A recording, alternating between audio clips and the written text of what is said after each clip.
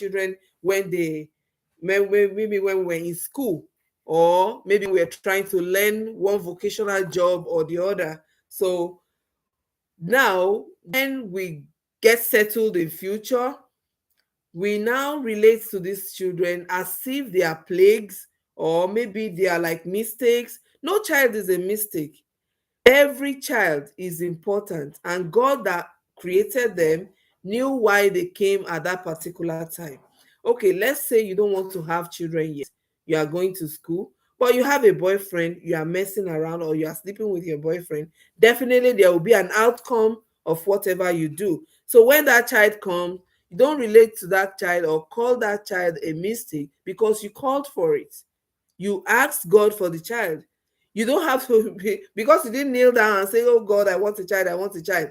It doesn't mean you didn't call for it, because you were walking on that path. Definitely there will be a result. So the result came, you should just abide with the result.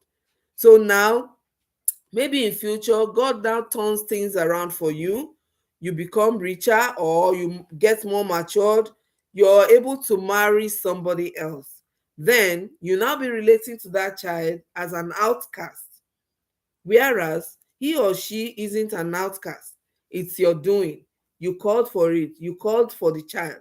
So you should be able, it's just like you play the tune, you should be able to dance to it. So that is for me. And then some children, I do tell people there that pregnancy differs.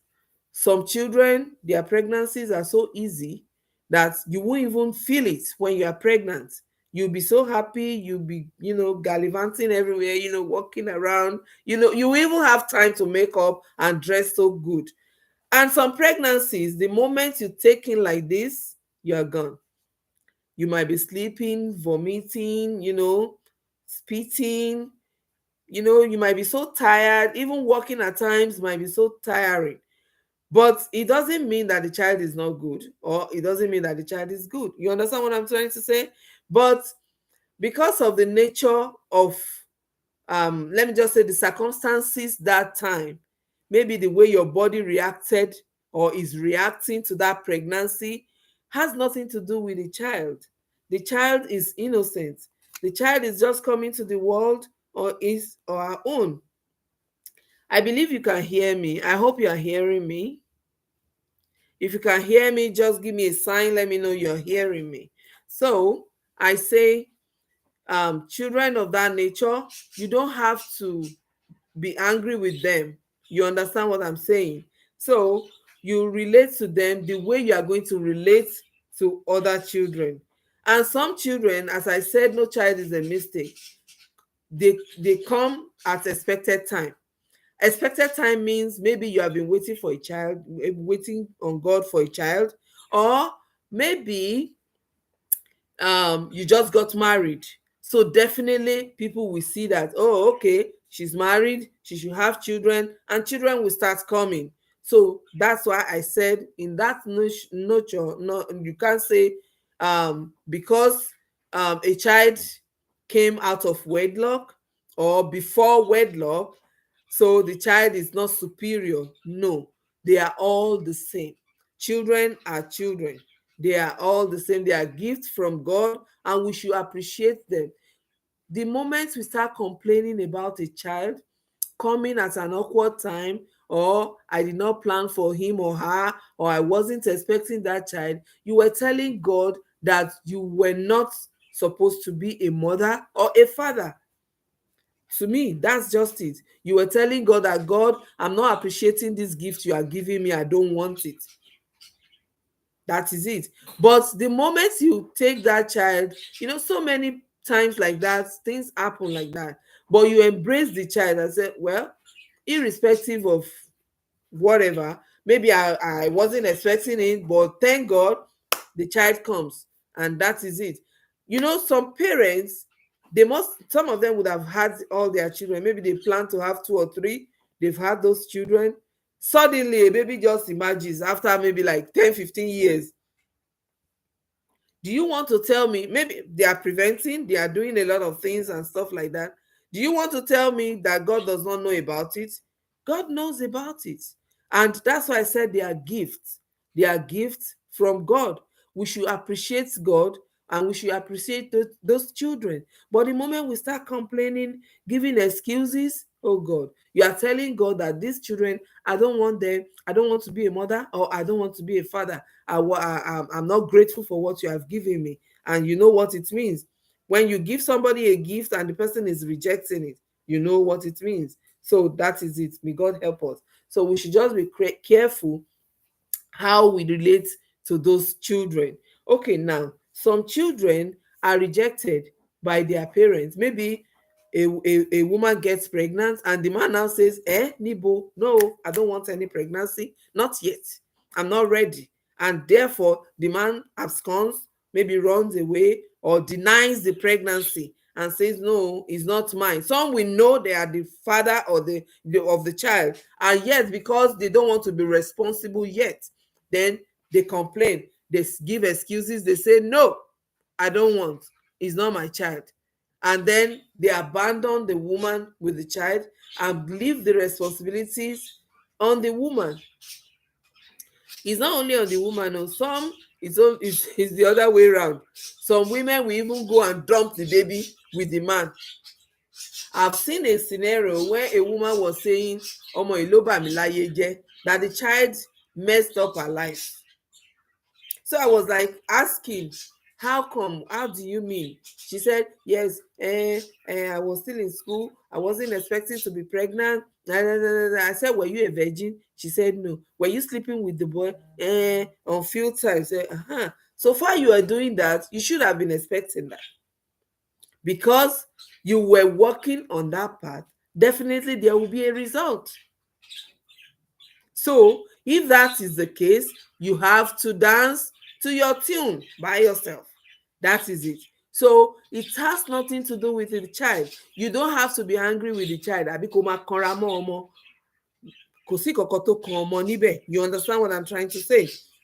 So now, and then maybe a child that comes out of a broken relationship. Maybe you were once married, you are no more married with the father of the child or the mother of the child, and therefore you start treating the child, or ill-treating the child, or beating the child and abusing the child, or stuff like that. Some will even, maybe the mother have remarried, the stepfather will be the one to be messing up with the child, or it might even be the mother that will even give the children away, like giving them away for abuse. They will be saying, I would have gone far, I would have moved further than this, but because of you are delaying me, you are pulling me back, this and that. I do tell people, once that occurs, you have a child out of wedlock or out of a broken relationship, embrace the child, because you had that child when you were faking yourselves, like I love you, or you were real. Well, you were expecting an outcome and you got the child. Not that you were not expecting the child. Now the child is here and your relationship broke, so you don't have to carry the annoyance on the child. It has nothing to do with the child. You understand what I'm saying? So you shouldn't treat them because of the way the child came, how the child came. It has nothing to do with that. And then some come from very cordial relationship, maybe, okay, oh, I love the father, I love the mother, I love this and that. Lucky you. At the same time, you don't have to give special treatment because of that. They are all supposed to be treated equally. I've had a chance of meeting a child, and then I realized the father traveled abroad. It was distance, like a distance relationship. Not really distance relationship, because they were together before and they had that child. They were not married. But an opportunity came for the man to travel abroad, and he went abroad and left the woman. So there were two children, sorry, there were two children. So he left the woman, they were together. I mean, they were calling, and then suddenly the woman lost contact. She wasn't hearing anything from the man. She waited 1 year, 2 years, 3 years. She would go to the man's house and they will say they have not heard anything from the man. So later on, she started feeling uneasy that could it be true that they are not hearing anything from their son and they have been quiet like this, stuff like that. After 10 years, there was this particular man that was married but did not have children, right? Okay, now he broke up with his wife and was living, he moved away from where he was and moved to another town and found this woman, single mother with two boys. No, with one, because they had two, but one passed away when the father was abroad. They couldn't get in contact with the man, and the boy was sick or something. So the woman lost one, because when she was telling us this story, she said she would have waited forever had it been one of the children did not die. But because one of the children died, and she saw that she was aging too, she was in her 20s when she had those two children. Now she was in her late 30s and she was still getting advances from some men. So this particular man had been on her case for like 2 3 years. This man would trace her to her house. She would abuse the man. I don't want relationship, this and that. That was one man that came and, you know, abandoned me with children. So I don't want to have anything to do with men. So eventually, people were talking to the woman that time is going. Ojo Law, you're a woman. If you still want to have more children, this man have come to you begging and stuff like that. So eventually, she gave in, and then she allowed the man. They went and paid dowry. The man did what he was supposed to do traditionally and everything. While they were on that, you could see, while they were on that, the woman in the house heard about it. She came back again and said, no, my husband, you are not going anywhere. They were separated for like 2 3 years. But the moment she realized the man was having another affair, she came back again. So it now became a bone of contention. Do you want to go ahead? Do you want to stop? And stuff like that. So eventually, this woman took him. She became pregnant, and she told the man that she was pregnant. Like joke, like play. They went and did scan. Lo and behold, she was having twins. She has not heard from the man that traveled abroad for years, for like 10, 11 years, because the son was already 14 years when this woman remarried. Suddenly, she was heavily pregnant. Twins pregnancy, how they used to be, very bulging stomach. This man just came suddenly and then was asking after this woman, and like, what's going on? Where have you been? How come? Who told you where I am? Stuff and stuff like that. The man came with his people to beg. The first moment he was looking at the woman, are you pregnant? They said, yes, you can see it's so obvious I'm pregnant. How come? This wasn't our plan. Say, oh, our plan, 11 years, this and that.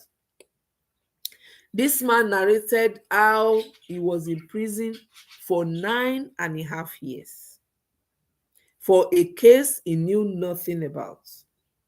You know, when you just come, like Johnny just come and stuff like that. So he was putting up with some friends. So this particular friend was the owner of the house. So he didn't know that that one was into scams and stuff like that. So whenever he would be going to work, he would tell him, John, in case I have any message, let me pick it up. In case I have any message, let me pick it up. He said one day he asked a friend, I said, how many names do you have? Because the parcels that have been coming into this house have been so numerous that I lost count. And all those names, I don't even know them. That one now said, your issue here is just to pick parcels. You are not to query me. Or do you want to move out? He said if he knew, he would have moved out. He didn't know that the police were always parading, watching. So this fateful day, they came and dropped parcel. and they knocked that he has to sign for it. As he came out, they just handcuffed him. And the mistake he made was, is this address? He said yes. Does this person live in here? He said yes. Even though he didn't know that name. And when he now said, we have been seeing you, they played camera for him when they took him to the station and showed him that he had picked 11 different parcels of different names. So how do you wash yourself clean in that kind of a situation? And his so-called friend and the other ones living in the house, CCTV camera in the area, and all this Gbeboru, they would have told them that, oh, your friend was picked up by a cop today. And those ones abandoned him. They never asked after him. And that was it. He stayed there and they imprisoned him. But all along, he said he kept saying the same thing, that they should go and check that he was working and he does overnight. So during the day, he was always home and he doesn't have enough money to rent a home. That was why he was putting up there. But Oyibo stuff, they don't deal with that. They caught you red-handed. So there's nothing you can do like that. I mean, do about that. And that was how he was imprisoned. He said before they could sentence him, he had already spent like 2 years. He didn't have money for lawyer. He didn't have who to call. So somebody now came and said, oh, you have to get a lawyer. That they were going to give him a lawyer from the state. And they gave him a lawyer. He pleaded his case and everything. And they gave him 17 years. Is it 15 or 17? It was well over 10 years. And that was it. Boom. He was in the prison. So he said he was always praying that even though he was going to rot in jail, he wanted to see his mom even for once, because he knew how the mom suffered before he could come to UK. So, and that was it. He said he was always praying, and these people will come and preach to them. They were was it Catholic or Baptist? I don't know. So this particular lady used to come all the time. One elderly lady now said anytime they come, they were always seeing him sitting quietly from others. Said, what happened? How did you get here? He now narrated how he got in there. When he narrated how he got in there, they were like, wow, how do we come in? They had to get another lawyer. Then he gave them the names of those friends living in that house. And he said the owner of the house was the one doing the shady deals that he never knew, because he was always telling him, they are for my friends at work. He will say, oh, this one does not want his wife to know he's getting a parcel. That one does not want to, stuff like that. That one does not want his parents to know. And that was why he was so naive and gullible to have been picking all those things. And that was it. So they pleaded his case. They pleaded and pleaded and pleaded. The guy was supposed to be repatriated after being released. The woman did not know him from anywhere.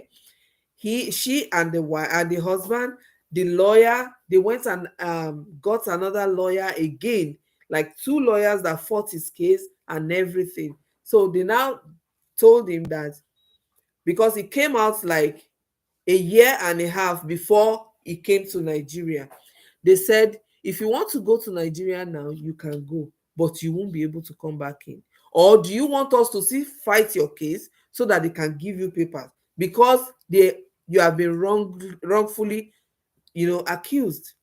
They were able to get the friends. The friend, the one that was scamming people, had already scammed people, and then they found in his house, they traced him, got him, and found about 25 credit cards with him. They found the laptops and everything, and that was how this man was exonerated. But nko, ó ti ṣẹ̀wọ̀n 9.5 years down the line. So now they now fought his case and everything. And that was how they gave him papers. And when they gave him papers, he said he had to work for like 3 months. He has lost contact of everybody. The father had passed. The mom had left the house to be living with one of his siblings because the mom was aging. Nobody was hearing anything from him. So they were confused. They've even lost hope, you know. But the instinct of the mother was always praying, and she said anywhere she goes, they will tell her that the man was alive, and he was being held in captive. So they thought maybe he married somebody that held him in captive. They didn't know he was in prison. So that was how this man got to Nigeria and went home, found his people. They now said, oh, that the woman was always coming to ask after him. After several years, that she stopped. That in the last 2 years she has not come. And then they lost one of the children. So that was when the man now said, take me there, let me see her. On getting there, the woman was heavily pregnant. So when she was telling the story, she said she stood there, the man was there, could not hold her because she was pregnant with another man's baby, and they were both crying. So when her husband came from work, met them outside, the five of them, they were standing there crying. The husband even joined to cry. But the husband, what would the husband do? Ah, tí tẹnìkan ò bá bàjẹ́, tẹnìkan ò lè dá. If that thing does not happen to him, this one wouldn't have gotten his own babies. And that was how the case was closed. So he was talking about taking his son, and they said he should wait for a little while, just for the boy to finish high school, you know. And the woman was narrating the story, and she felt bad. She said she should have waited a little longer. Maybe things would have changed. But man proposes, God disposes. But what was I trying to say? In that situation, this child was from another relationship. Now, this woman had a set of twins from another relationship. But all along, she never regretted because she loved the child and she even loved the father, but she lost contact. Apart from that, she lost contact. She did not carry that annoyance on the child. You know why? Wọ́n lẹ́ni tá a bá rí a kì í bínú sí.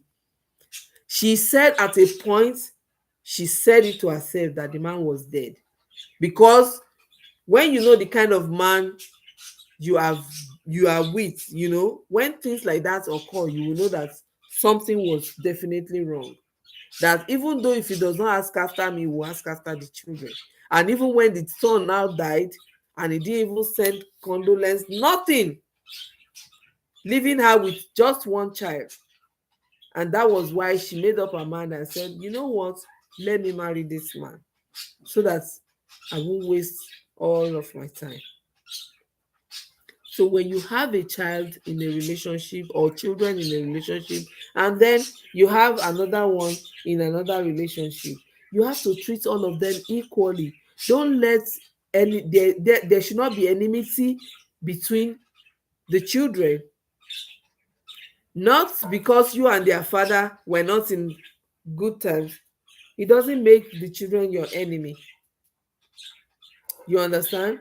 It doesn't make the children your enemy. So you have to treat them equally.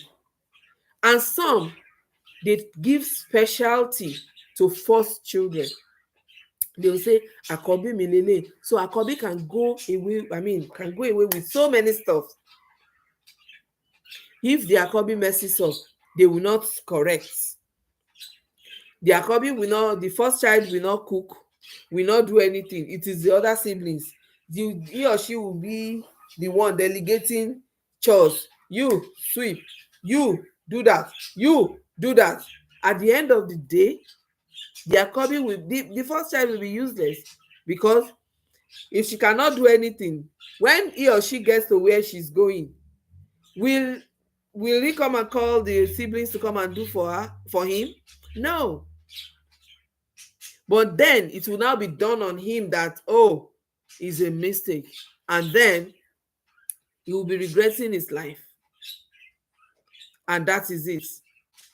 So, okay, Mojirayo, okay, he said you have a childhood neighbor like that. The man is still abroad. That is it. Me, I used to say it then that if I have like 2 or 3 children, I can wait forever. But when you have one child, I cannot wait forever. I cannot, because it's either you do it, I come, or you come home. It's either of the two, or we go meet somewhere. Maybe we make a way and meet half and halfway. So you can't wait forever. The abroad stuff is another thing. That one has scattered so many homes, stuff like that. But if you don't know what you are doing, that is it. So now, I said some acts according to sexes of the children. They will say ọmọkùnrin ni. A male does not have, cannot cook, cannot do this, cannot do that, cannot do that. It's not supposed to be like that. There is no eru somewhere. There is no, the other children, the female children are not slaves. So you have to treat them equally. And this thing is really affecting our generation. Ask me why. Many men does not know how to, some does not know how to boil water. When they put water on fire, it will burn. They cannot do anything. They are as useless as a left hand. If you are not a left-handed person, anyway, sorry about that. So because the way they were brought up, they were treating them like King Kong, like king. They cannot do this, they cannot do that. A male child cannot cook, a male child cannot do this. When I was growing up, our male children, my older siblings were pounding yam. Me, it was when I got married I started pounding yam. I did not know how to pound yam.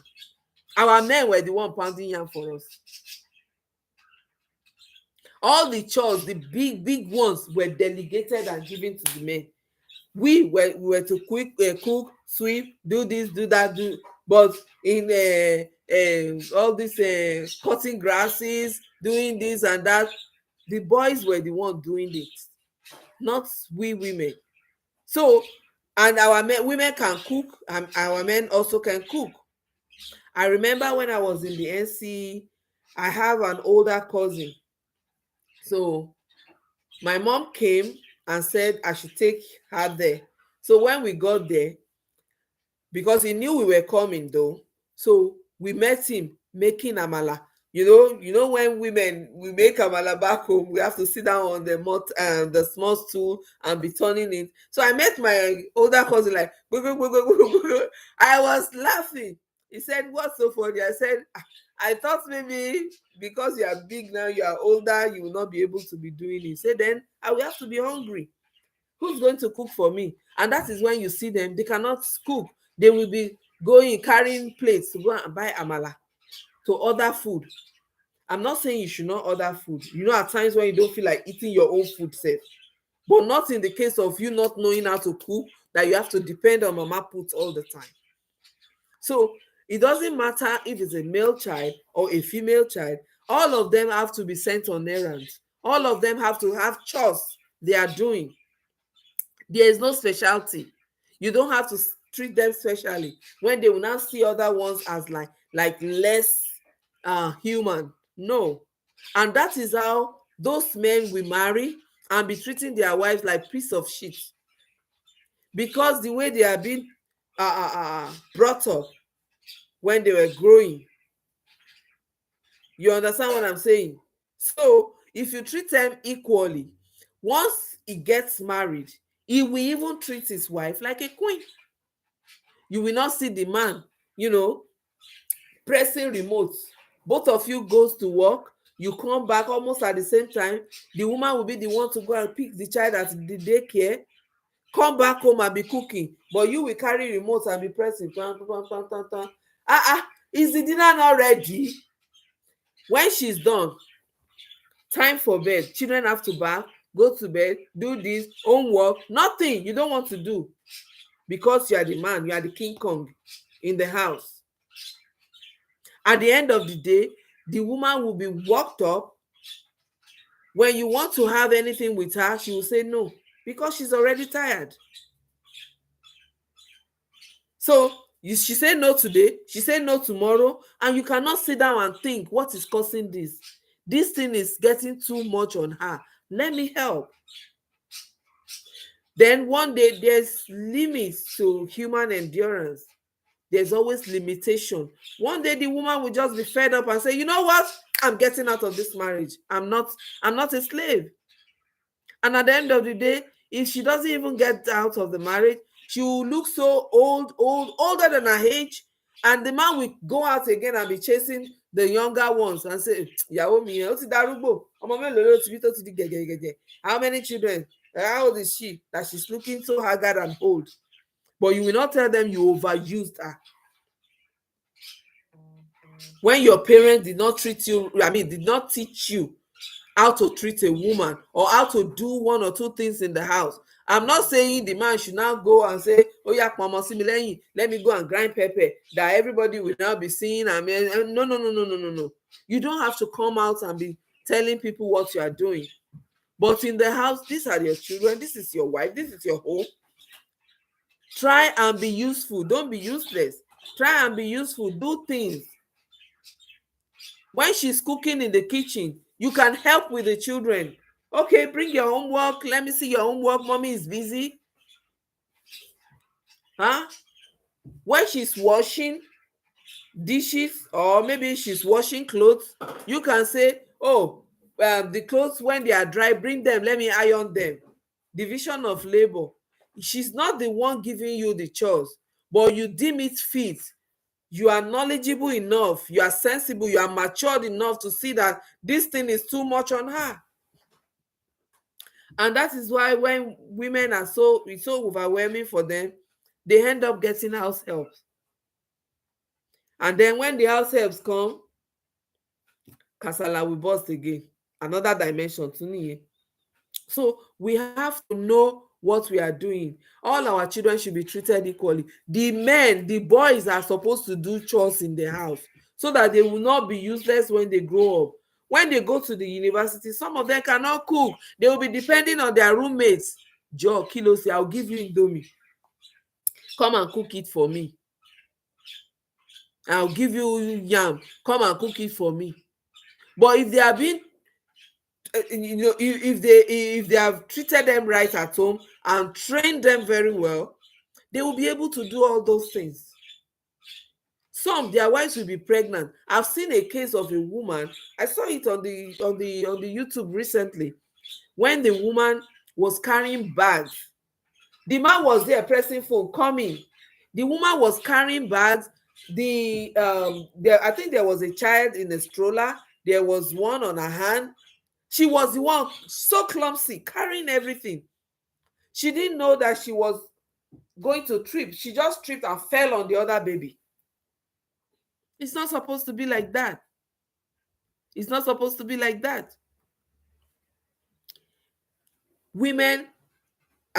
Female children were born exactly the way other male children were born. So they should all work. They should all do chores at home. No child should be exempted. Let them do. Another way parents treat children specially is children that were born naturally, maybe like vaginally they were born, or some were born with C-section. They will say, oh, CS don't touch, don't talk, don't share, don't share. Other ones that you had naturally, what are they? Not children. They are children also. They are supposed to be treated equally. It doesn't matter. The circumstance which this one came is different from the circumstance in which that one came. So you have to treat them equally. Equally. That is it. Okay, now let's see. When you now have favorites among your children, maybe a child is not that brilliant and the other one is brilliant. then you will now start comparing. Olodo ni ẹ́, o dàbí lágbájá, you're not like your brother, you're not like your sister, you're a dullard, you know nothing, good for nothing. You say you better go and do shoemaker.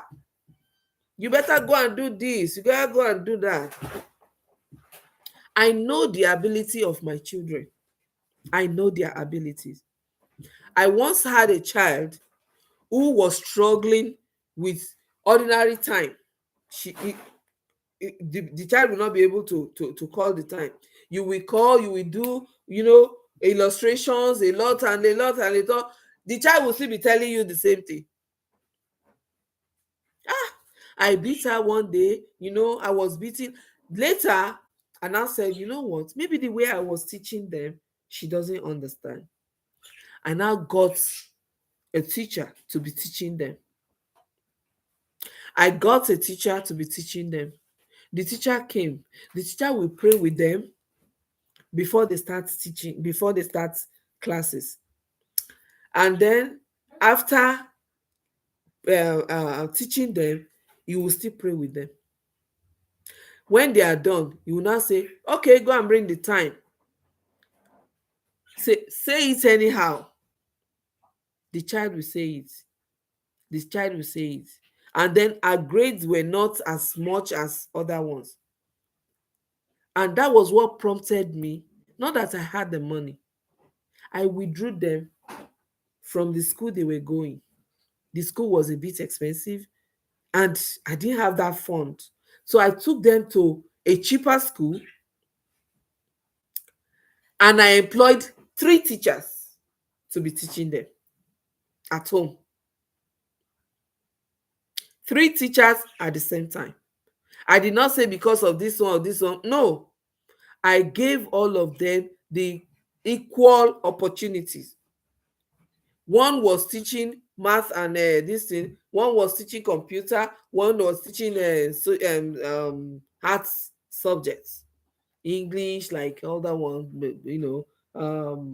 What is it called? Government and stuff like that. Social studies. So I was so happy with the outcome. I found out that the way I was teaching them, she was not grabbing it. Otherwise, others were grabbing it. And that was how I did it. But at times we get frustrated. Fine. You might say, oh, the child, I'm not going to do this for her again. I'm not going to do that for her again. It's not her fault. The way she's learning is different from the way others are learning. It doesn't make her a dullard. What let me now say, if things like that happen, what did you do as a parent, as a mother, as a father? What help did you render? How did you come about it? What did you do to help the child? Did you abandon the child? Did you start making jest of the child? Did you start calling the child names? You have to know what you are doing, because all these children, Lola, it is how we relate with them today that we speak tomorrow. Right? If others are sleeping, she or he is the one that is always going to fetch water, to cook, to do this, to do that, to do that. That child, you are training the child and you are spoiling the other ones, because the child you are giving over, you are overworking, will eventually come out good, because any situation she or he finds himself, he will be able to blend. But the other ones that are not doing anything, any little thing, they will mess up because they can't cope. They won't be able to cope. But in a situation like this, you give them equal opportunity, equal training, equal benefits. That is it. Don't have favorites. Treat them equally.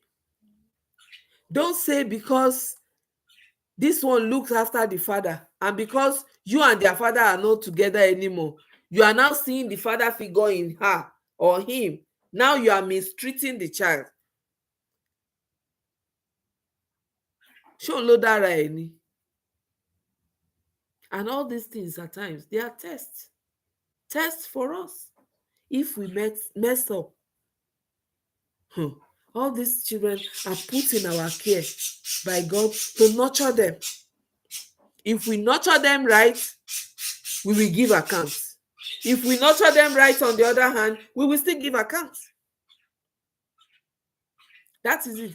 Parents are to love their children equally. Yes, it can lead to, yes, siblings rivalry. One máa jowú ara wọn, they will now be running after each other. This one do this, I have to do that one. I have to be better than that person. They will now start running. Before you know it, rivalry starts. Huge enmity. I know some people that they cannot stand their siblings. They don't want to see eye to eye. The same father, the same mother. Ṣó yẹ kó rí bẹ́ẹ̀? It's not supposed to be like that. But you'll be hearing, when we were growing, oh no, marashodun fun, they will not buy for me. When I break something, they will beat me like say I will die. But they will not beat him. They will not do this. They will not do that. Those children are not are blind though. They are watching. They are seeing everything. And they are writing down. They are taking notes. We have to be very, very careful. We have to be cautious. As I said, they are put in our care. Because we were brought up like that, doesn't mean we should treat them like that. A lot of homes, especially polygamous homes, the father have favorite wife. So the children of the favorite wife are the best children. Other children are àwọn ṣọmọ. No, kò yẹ kó rí bẹ́ẹ̀. Treat them equally. Treat them equally. And at times, all the children you now think you have brought up in your own way, doing this for them, doing that, most of them end up disappointing their parents. Yes. I remember when I was growing up, one man died and they were to bury him, one elderly man. The children were fighting. It was a polygamous home. The children were fighting that they had to drag the coffin with themselves. Eventually, the coffin dropped and opened. No be say dem say, oh, I ran back home. Maybe I ran back home. I was just panting. Hey. I have never seen such. They fought. They had been fighting when they were young, when they were kids. They fought until the parents were seeing those things. They were supposed to have been cautioned. But at the end of the day, these children, embarrassed their parents outside. You understand? And that is why we have to be very, very careful. We have to be very careful. He's a special child. He's a. No. I know there are some special children, especially maybe the child is slow in learning, in walking, in doing some stuff, or maybe an autistic child, or the child that is having one disability or the other. It's not his fault. It's not her fault. That doesn't stop you from taking care. Take care of them equally. That child with disability might even be the one that will even bring your name to the limelight. Maybe we have seen disabled children doing wonders a lot. It doesn't affect their brain. They are just physically challenged. Some are even blind. They can do exploits. They can do oríṣiríṣi nǹkan. So we don't have to say because this child is having this disability or this is what is going on with this child, so I have to blame the child for it. No. No, no, it's not supposed to be like that. Some will say, when I had other ones, I was having them easily. But when it came to his or her turn, he made sure he squandered all my money. He did this, he did that. What about children that when they have them, they were born sickly? Maybe they are having one ailment or the other.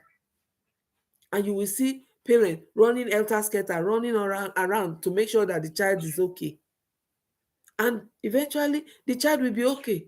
But what if he or she had abandoned the child and say, wo jẹ́ kó kú jàre kó má nà mí lówó? Tó bá jẹ́ ọmọ kan ṣoṣo tó máa sín nìyẹn ńkọ́? We have to be human when we are treating these children. If we think about what we have seen or what we have been through, it will not help us. A child that is not brought up with love and in love will not be able to show love to others.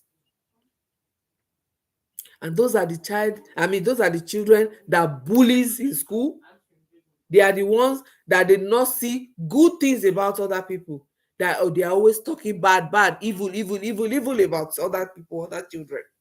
Because they were not brought up with love. That is it. But when a child is being brought up with love and in love, you will see the way they will be relating with others. They will be friendly. They will be smiling. They will not be cranky, angry, talking rubbish all the time. At times you see children, because when their parents could not talk to them at home, there are some children that are so big, bigger than the parent, that when the parents even want to talk to them, they have to look at their faces and see, show rarely, if she's not smiling, don't let me talk. Oh, I don't want to enter her trouble, or multi-movie my child. Some children, they just needed some resounding slaps, when they were little. But because we don't have the time, we are scared. This child will be hungry. A child of 12 years old is now asking you for iPhone 14, iPhone 13. Ṣé kí n lọ jalè ni? Èmi ìyá gan lò ní. We have to question. If you have any question, ask. I will answer. I hope it's not a tongue-twisting question where I will not be able to answer. But just ask questions. You're free. So that is it. So when the child now becomes King Kong, nobody will be able to talk to the child. The child will go to school and mess up. Will go and be beating teachers, raping children, doing a lot of stuff. That is why the society is like that. There's no specialty. Treat them equally. Treat them equally. That is it. God brought them into our lives to be nurtured. You are molding them. You are molding them. Mold them. Let them be on the right path. So when they grow up, those are the children that can go to the extreme of helping children, helping other people. But once all those ones that you cannot talk to, some can even beat their. I have seen a girl, not even because she was the last child and the only girl. The mom was trying to talk to her. She just snatched herself from the mom, and the mom fell. I was just telling the person standing beside me, I said, even if the mom did not bring it, what she has done, she has caused herself. Yeah, it's a cause. So we have to be very, very careful the way we are bringing our children up. It speaks volume in the future. It's because what they don't have, they cannot give. A child that does not have love, a child that does not have home training, common sense, what is she to offer? What is he going to offer in future? And those are the children, when you see somebody going through stuff, no compassion, no pity. They will just say it serves him right. Okolo kudanu. Huh? Very mean words. No mama so. They will be so mean that they don't care. Who wants to die can die. At the end of the day, those are the ones you call their mom is sick or kini kini she sick. Because the way you brought him up or her, no sensitivity, nothing, no compassion, no pity, no love. Some only it might be your siblings' children, maybe like your nephews and nieces that have been put in your care. You now you be treating them anyhow. Some might be maybe their parents have died, or maybe the mom is gone, or the mom is dead.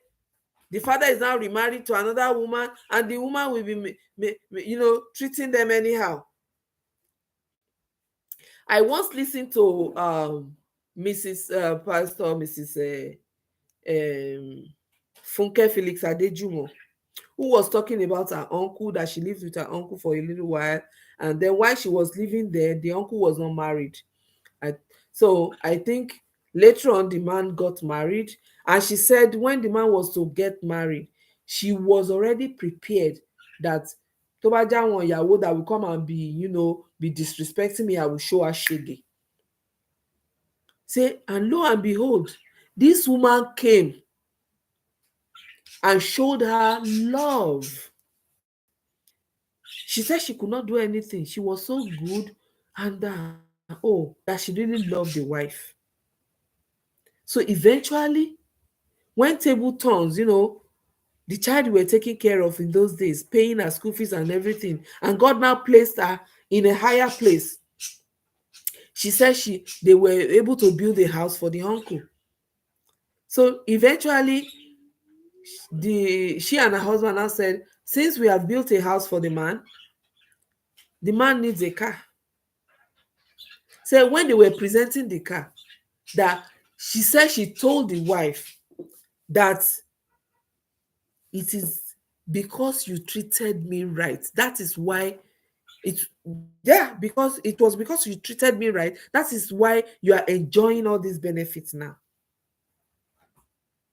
Because I was prepared for you, but when you came, you showed. When a child is being brought up in love, anywhere he or she goes, she will profess love now. And that is it. Okay, now, El Nino. There's a question they are asking. Somebody said, how do we, that means the children that were brought up in such manner, how do they heal from the wound? Okay, hold on. I hope I've seen it. I hope I didn't go far. I can't see it anymore. Hold on. No. Okay. How would we children heal from the wound of ill treatment? Okay, ill treated and stigma that was boldly written. That was boldly. Hey, sorry, it's keeping. Okay, that was boldly written in our hearts and mentally and psychologically affected such child. Okay, who do we blame? Who do we blame? Does such parents, either father or mother, should apologize to the child? How do we learn to forgive such parents? This is a huge question, but I'll go by it this way. I have some of my family members on the group. They are watching. It might be a bit hurtful, but I have to be sincere in what I want to say. When I was growing up, I lost my mom at a tender age. My father had to remarry, but I did not really stay with them because I had to put up with my aunts. But along the line, I had some issues that I had to, ask my father for few things. Instead of him giving me, it will remind me that I was not really part of the household anymore. that I was already with my aunt. Instead of him attending to me, he will let me see reasons how he will not be able to give me because of my siblings that he had to nurture and take care of. At a point in time, he was coming to Ibadan to see other children, but he was not coming to me. For like 6 years in a row, I did not see him. Anytime I go to my grandfather's house, he will say, "Oh, did you see your dad yesterday?" I will say, "No." "Ah, he was in Ibadan and he told me he was coming to see you." Because I've always been very outspoken, I do not hide my feelings. So anytime I see him, it's like I attack him. "Daddy, but I said I wanted this, you did not give me. Why didn't you come and see me?" Others were not able to talk. Anything he says, final. But me, because of the environment I was living, I have moved to, I saw changes. So I wanted to be close to him, but he did not. He did not give in. So there was this particular day, I and my friend, we were going to, from Challenge, we were going to Molete Bode side, if you know Ibadan very well. We were to buy eggs. So I was now telling my friend that, "Look at that man at the front of that bus." It was a Lagos bus. They were calling Eko, Lagos, Lagos. I said, "That man looked like my father. You that have not seen my father before, he looks so much like my dad." So I said, "Ah, be that like my dad was handsome, that be that Miche fine." So we both laughed. By the time we got to the side of that vehicle, I was about to pass. I just heard, "She ori mi ni." Lo and behold, it was my dad. He had been in Ibadan for days. He was on his way to Lagos. "Ah, daddy, why?" He said, "Enjoy náà ni. That's why I don't want to come. Because you will comment, you will lament, you will be angry. You will..." I said, "Yes, I have every right to be angry. Am I not your child? Are you not supposed to come and see me too? Even though when you know you are coming, why don't you ask me to come and join you there so that I can be with you there over there too? We'll all stay together, then you now go to Lagos." I will run home and report to my aunt. My aunt will give me transport fare and say, "Go to my dad, that is my grandfather's house, and go and report to my grandfather." When I get there, my grandfather will sit me down. All those grammars, the Yoruba grammars that my grandfather was saying, I never understood them. I was just hearing them, but I didn't know the meaning. It was when I grew up. They are still confidential anyway. But it made me realize that the kind of human being God made me, I let go easily. I forgive people easily. And you know why I'm telling you this story? Hmm? Forgiveness is the key. That is it. It's hurtful, it's painful. At times you might cry because of that. But forgiveness is the key. Ìdáríjì òun ni kọ́kọ́rọ́. If you do not forgive, you will not move forward. If you do not forgive, you will not be forgiven. And moreover, even the Bible said it in the 5th commandment. Ó ní ká honor àwọn parents wa. So mi ò sọ wípé I'm not saying they didn't do wrong things to you, right? But Yoruba said, "Kì í burú ká dé fìlà sórúnkún ẹsẹ̀." Kò kí ń burú, no matter what. You will not ask your parents to come and come and apologize to you, unless the Lord touches them and they see it in their heart the way they have treated you. Then they will call you on their own and say, "Oh, mommy, mo dẹ̀ rí bí mo ṣe ṣe fún ẹ o, dáríjì mi. Did my father apologize? Yes, he did. But when he did, it was at the tail end of his life. He apologized, he cried, we both cried. It was not 2 weeks, it was not up to 2 weeks after he passed. But you know why I was now feeling guilty? I said, even though he abandoned me, why did I abandon him? I was now feeling guilty. I should have been going and going. I was going, but at a point in time, I was angry. I stopped going. My own was so bad that if I tell you, you will ask me, ṣé tòótọ́ bàbá ẹ̀ dẹ̀ ni? But I remember one of my older cousins, the one that was making amala the other day, came to me and said, lọ wo dádì yín o, ó rẹ̀wọ̀n díẹ̀. I stood there, I was looking. Said, why are you looking at me? I said, I don't know if I should go or not. Said, you might have to go this time around. And that is it. I went there. The situation I found him, I forgave him immediately. Because I did not want him in that situation. I was waiting to see my elder father the way he used to be.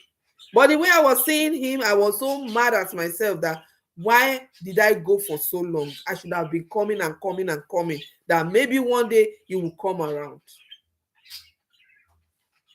I forgave him. We spoke at length.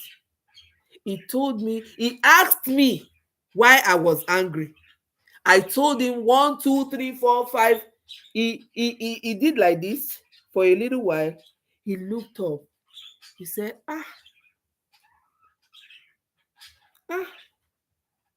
I never see this coming.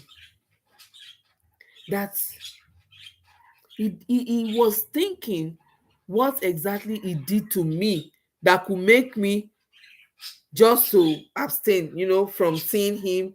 At times I will pass in front of my house, in front of our family house. He will see me. I will cross to the other side and run. Because I don't know what he was going to say. Maybe he will shout at me. So I was scared. I will run away. Then, and I said, I should have been going. I should have been going. See, our parents are here for a limited time. Before you know it, you two will start having children.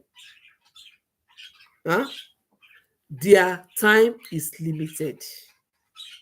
Right? Okay. If you do not forgive him when he is gone, what will be your gain? Forgiveness is the key. It is a pill that is hard to swallow, but you have to swallow it either way. Forgiveness is the key. Whether you like it or not, forgiveness is the key.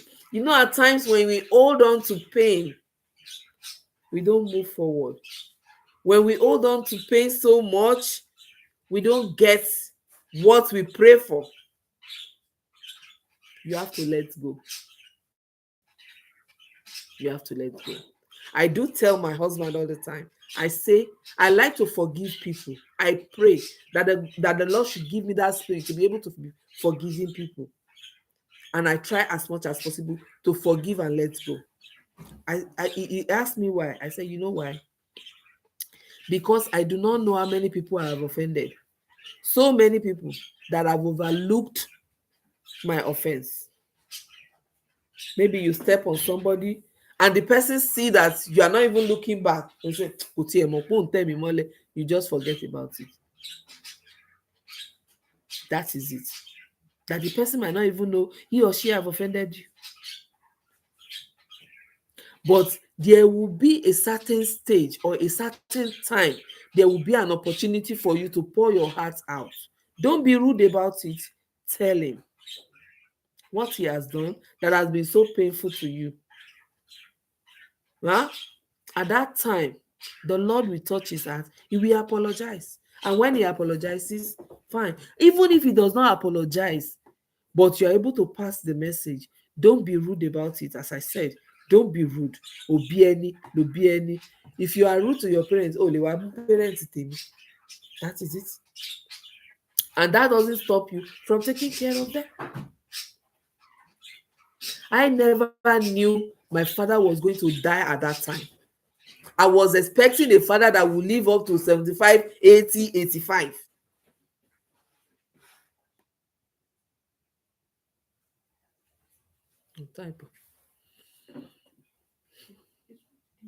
So that is it. Yeah, asking a question. So for me, so somebody is asking me a question here. I will ask the. I will say it out, then answer it. So I'm hearing. Now, what did you do about the parents that's not willing to acknowledge after you pour your heart out? Okay, now They don't see what they did wrong. So, according to what I just said now, my daughter is asking me another question. She said, how do you go about it when the parents refuse to acknowledge the offense?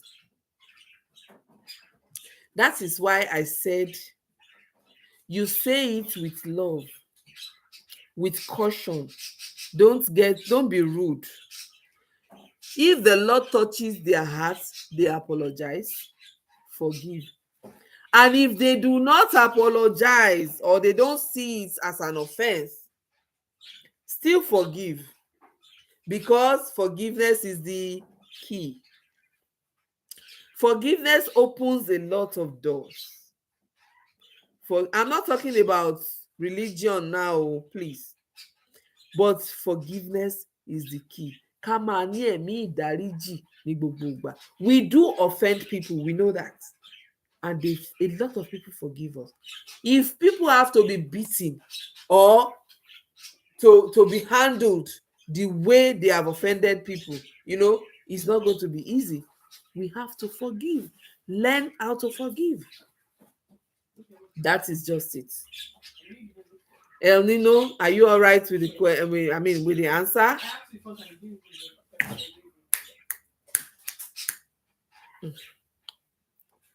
So that is it. I should tell you more. That is it.